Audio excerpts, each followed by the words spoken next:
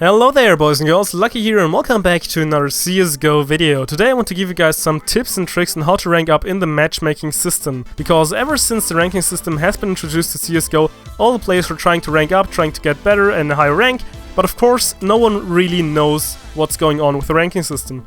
However, I've been counting and measuring and calculating most of my matches from my first rank, which was Master Guardian 1, up until my current rank, which is Supreme Master First Class. So I think I have quite a good idea of what you actually have to do in order to rank up, otherwise I would not have been able to do so myself. So, I would say, let's get it going. First of all, you have to understand that the ranking system in CSGO is a skill-based matchmaking system, which means that it's not like, for example, the prestige system that you have in Call of Duty, where you just play and play and play and casually rank up. You actually, in CSGO, have to get better, and you have to get more skill in order to get into a higher skill group. But how does the ranking system actually know if you should be put into a new skill group? And there are a couple of things that everyone agrees on. This is basically, if you win your matches, you will rank up. If you lose your matches, you will rank down. However, there's a common misconception that's actually going around that you need a certain win streak in order to rank up, which is not true. I mean, to some extent, but it's actually something else that is more important. That would be your win-loss ratio. So let's say, for example, you're a DMG and you lose, for example, 2 matches, and then you win 3. Then by the win streak theory, you've won 3 in a row, so you should rank up. But by the win-loss ratio, you actually can see that you're only +1. And of course, the higher you rank up, the more actually positive you gotta be in order to get to the next rank, because of course the top ranks are less populated than the middle and the lower ranks, which is, again, kind of making sense. So what you really want to count is how many games you've won compared to how many you've lost, and if you're very positive, you can make sure that you're about to rank up in the near future. However, if you're just going by a win streak, then your end result won't be very accurate. The same goes for actually the points that you get in-game. So many people think that the higher up you're on the scoreboard, the sooner you'll rank up. And even though there's once again, some truth to it, it doesn't really matter all that much, because after all, CSGO is a team game and you're being judged by your team's performance. So even though you're top of the scoreboard, it sometimes doesn't really make you rank up all that quicker, which you can see by people getting boosted, which are going like 0, 0, and I don't know, 30, and yet they're still ranking up because they're getting boosted, obviously. So, next up, if you want to rank up, you have to be prepared to be a support player. Support players are usually the most liked by everyone else, but if you are playing a support player role by yourself, it's actually pretty annoying, because you have to do all the things that no one else wants to do. You're gonna be the bait, the guy who's flashing everyone else out, and you will be very bad on the scoreboard. And even though you will be very bad on the scoreboard, many people will then again think that you're kind of worse than them, but actually you're just a support player. Your actions aren't really shown on the scoreboard, so it's really important to not have a top frag mentality and think that just because someone has more kills than someone else, that he's actually better. Of course the kills are important, don't get me wrong, because if you're not killing the enemies, they will be more likely to win the round.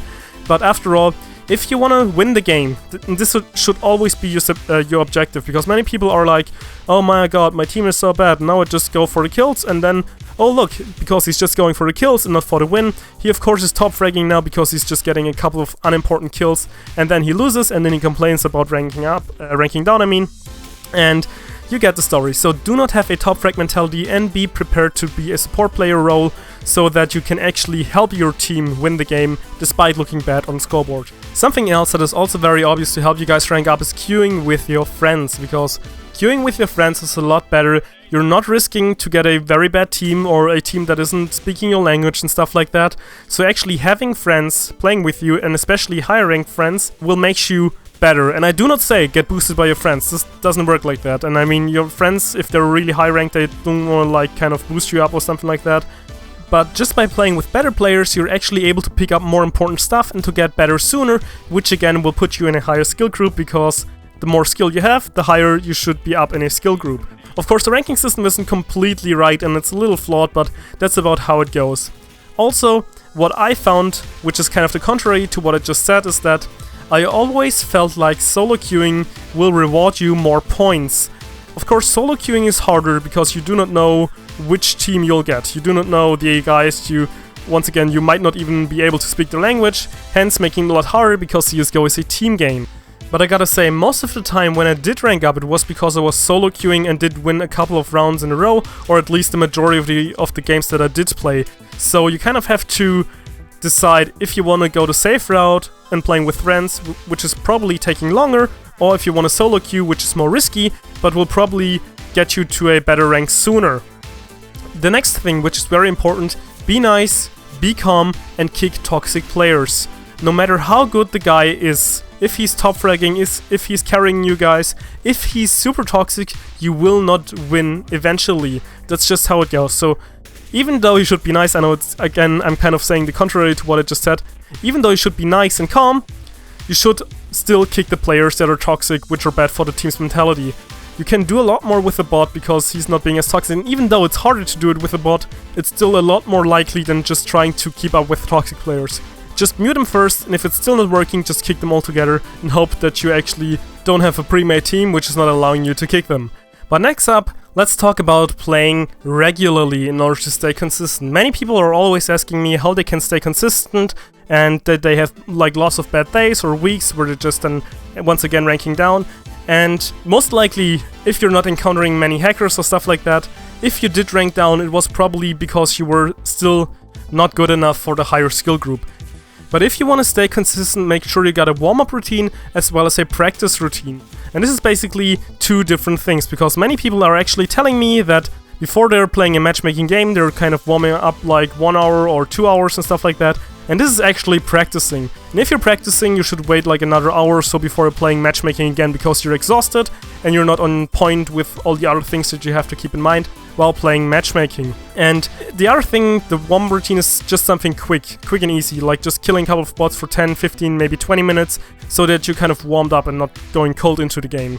So if we recap, you should always try to play at least 1 or 2 matchmaking games a day, or at least try to do, if you want to skip a day of matchmaking, then do a good session of a training or practice routine in order to not get rusty and worse.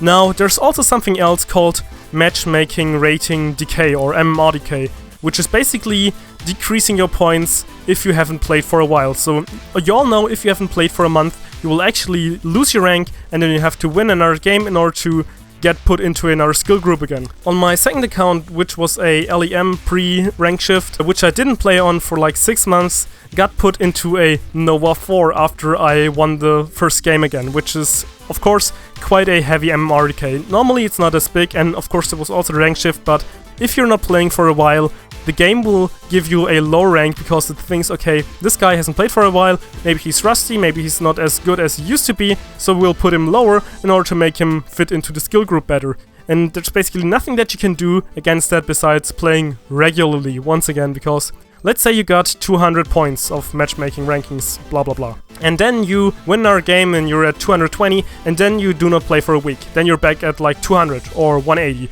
Which means that even though if you win all your games, but you're playing just like every week or so, it will take you a lot longer to actually rank up and to get better with the game.